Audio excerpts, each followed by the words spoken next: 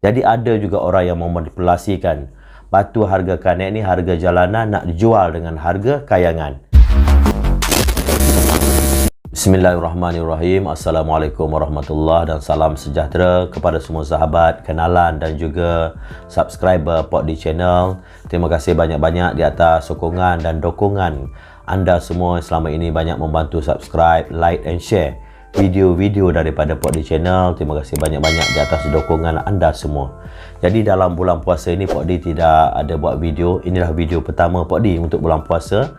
Seperti biasa Pokdi akan mengupaskan ilmiah tentang batu permata. Jadi hari ini Pokdi akan mengupas satu tajuk mineral yang bernama kyanite.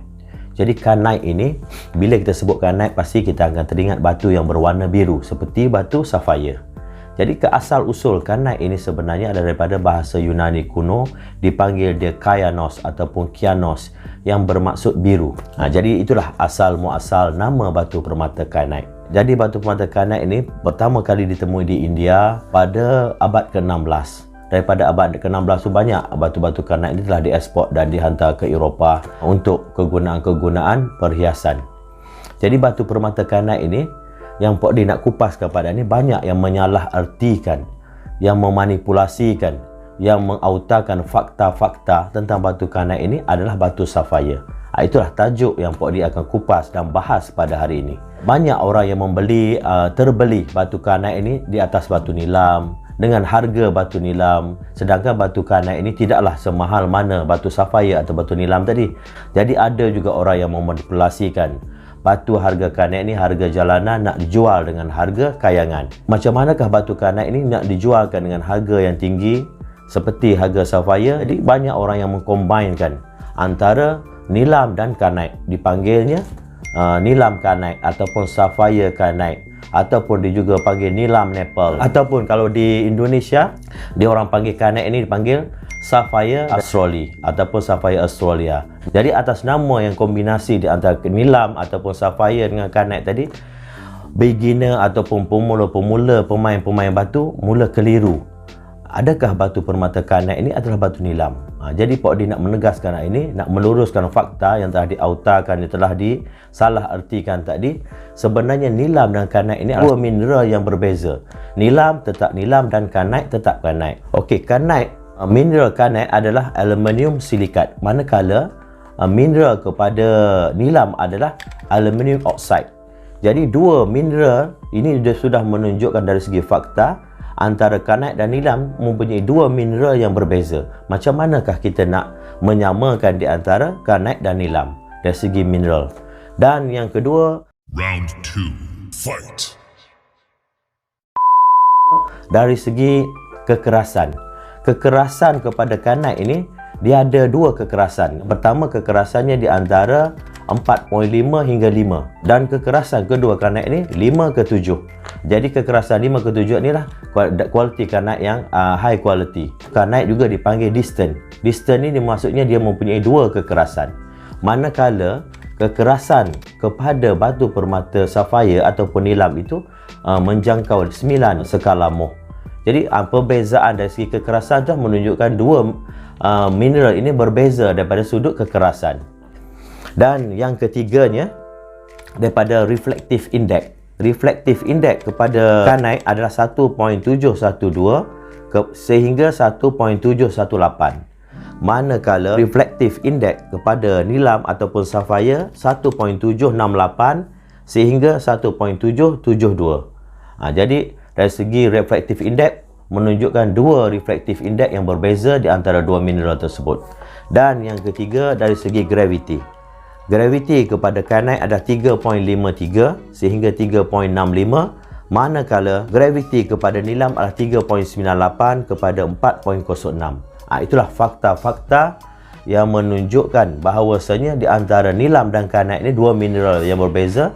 Nilam tetap nilam dan kyanite tetap kyanite. Tidak boleh kita samakan ataupun menjual pun dengan nama nilam ataupun sapphire, supaya pembeli atau pemula yang menceburi bidang batu permata dapat membezakan di antara kyanite dan nilam, supaya tidak ada lagi yang terbeli dengan harga yang tinggi, tidak lagi terbeli atau tertipu dengan beli dengan harga yang mahal. Yang membezakan di antara kanite dan nilam itu adalah properties. Jadi kalau kita tengok mineral ataupun properties kepada kanite itu, dia bersifat brittle, rapuh, mudah pecah, mudah tercalar. Sebab hardness pada kanite dia 4.5 hingga 7 saja. Dia punya skala Mohs. Dan satu lagi, properties kepada batu kanite ini, dia punya serat-serat dia seakan-akan batu permata tourmaline. Dia serat dia seperti kayu, dia berjalur-jalur seperti kayu. Itulah properties kepada batu permata kanite.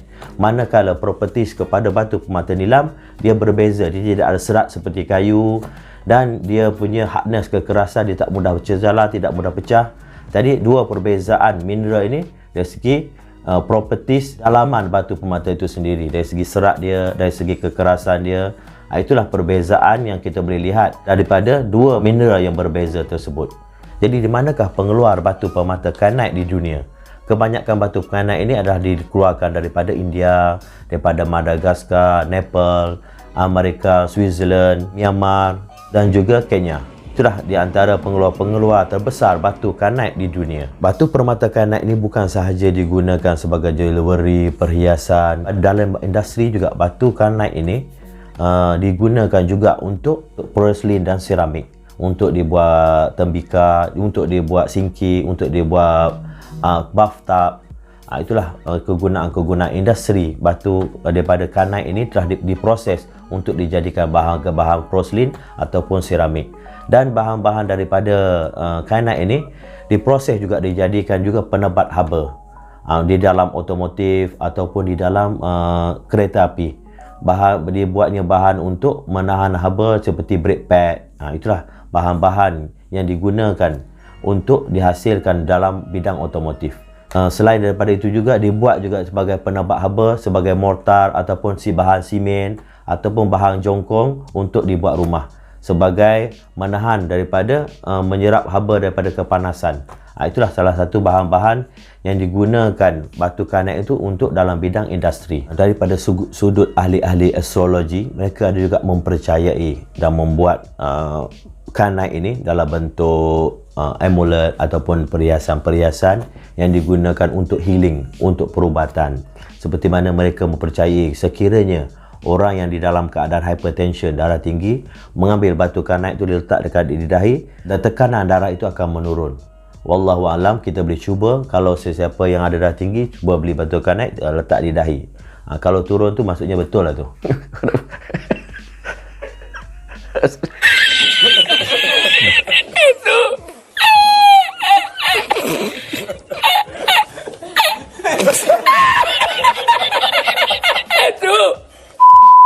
Dengar boleh, percaya jangan. Tapi kena cubalah, kalau nak percaya kena cuba. Sekiranya orang yang dalam hot temper, orang yang panas baran, memakai batu permata yang dibuat daripada kanite, boleh menurunkan panas baran menjadi cool temper. Bukan? Menurunkan panas baran dia menjadi cool. Itulah kepercayaan orang-orang astrologi kepada healing power dia, kepada batu kanite. Dan mengikut kepercayaan orang-orang metafisik, batu permata kanite ini dapat melindungi pemakainya daripada aura-aura negatif dan juga dapat mengatasi kemurungan, tekanan dan juga ketakutan. Itulah kepercayaan tentang aura ataupun tentang mineral yang bertindak balas dengan badan manusia yang menghasilkan sebagai healing power. Itulah penerangan Pok D lebih kurang tentang healing dan kepercayaan-kepercayaan orang ahli astrologi dan ahli metafizik tentang tindak balas kimia terhadap badan manusia, menjadikan dia healing proses kepada manusia. Setakat itu sajalah penerangan Pok D tentang batu permata kanite. Diharap supaya selepas ini tidak ada orang lagi yang keliru ataupun terbeli kanite dengan atas batu nilam ataupun terbeli kanite dengan harga yang mahal.